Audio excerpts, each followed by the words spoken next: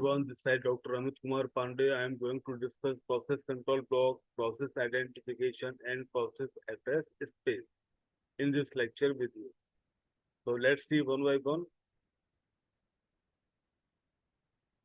The topics covered inside the lectures are introduction, process control block, process identification, process address space, and conclusion.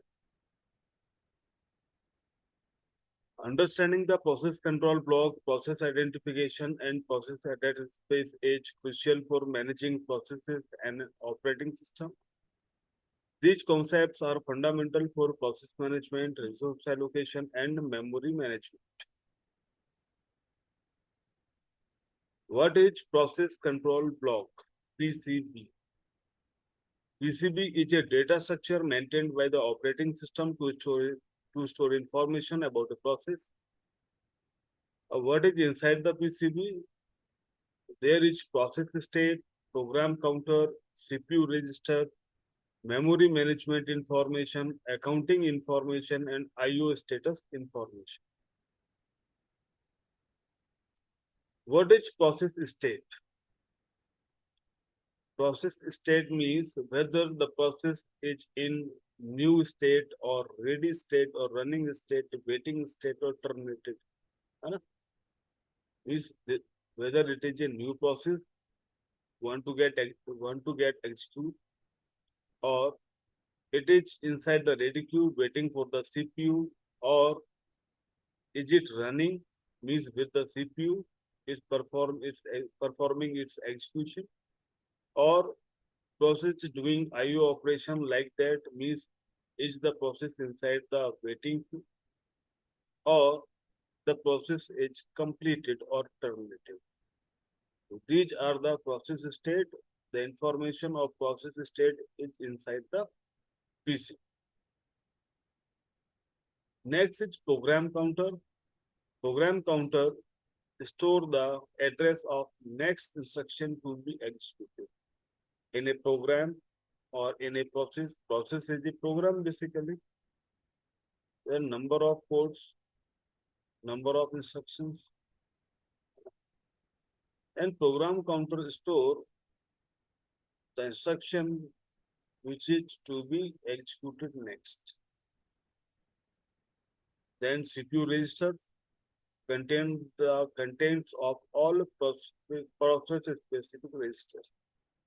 Memory management information about page table, segment table, in page table which number is belong to that process, and accounting information means what is the process priority, CPU usage, and process ID, means process identification number, and list of I/O devices allocated to that process, and list of open files. Next, this is the block diagram of PCB. This is the block diagram of PCB, in which you can see pointer to the process parent. What is process parent? The process which create this process for which you are seeing this PCB. If exists, then pointer to the process child. If the current process has any child, then pointer to that process will be here. Process state, as we discussed earlier, whether the process is in a ready state or running or waiting or get executed, means terminated, etc.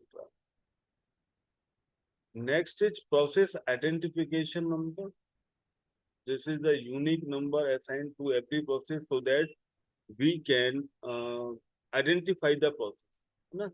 Like in numerical, we use P1, P2, P3, P4. These are the PID. Okay.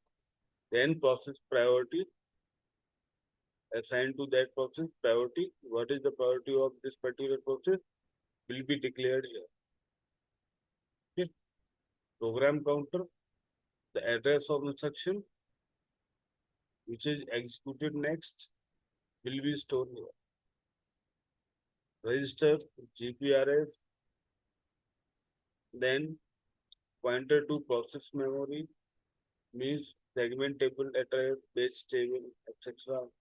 Memory limits, what memory allocation is assigned to this process, and list of open files, which are used by the particular process.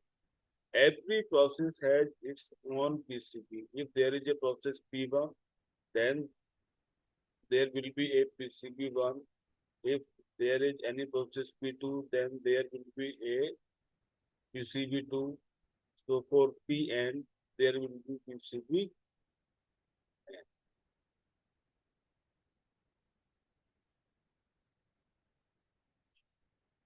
Again, process identification or process identifier, PID, a unique numerical identifier assigned to each process. What is the importance of PID? Ensure unique identification of process, facilitate process management and resource allocation. Other identifiers are PPID, UID, and GID. Let's see what are these one by one. PPID means process identification number of the process which create any process.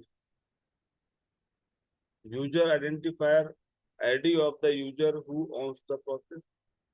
Group identifier, the ID of that group for which the process belongs to.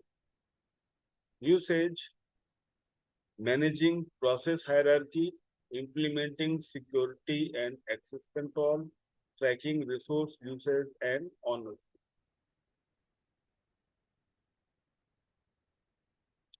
Process address space. What is process address space?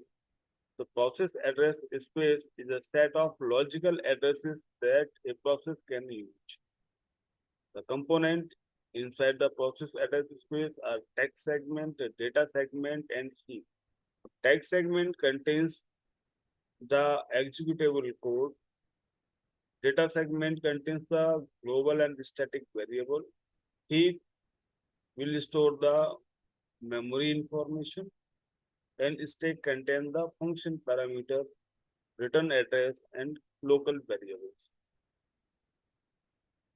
Here is the depiction of process address space in.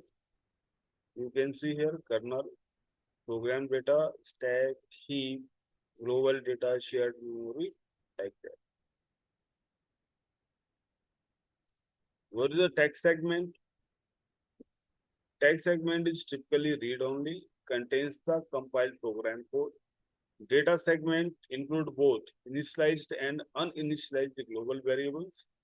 Heap grow upward, used for dynamic memory allocation. Stack grow downward, used for function call management or local variables. Memory management in process address space.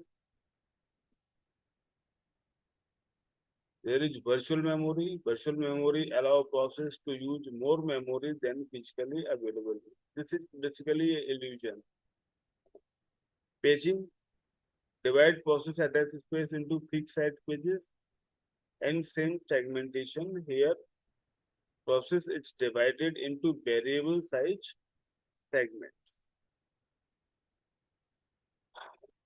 What is the benefit of all these terms?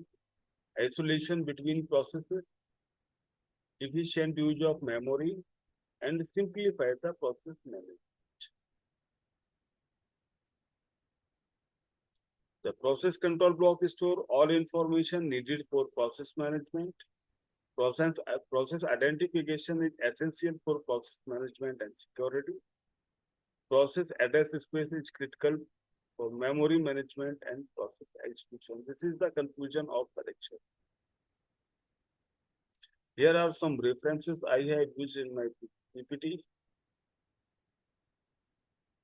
Thank you all. Thank you.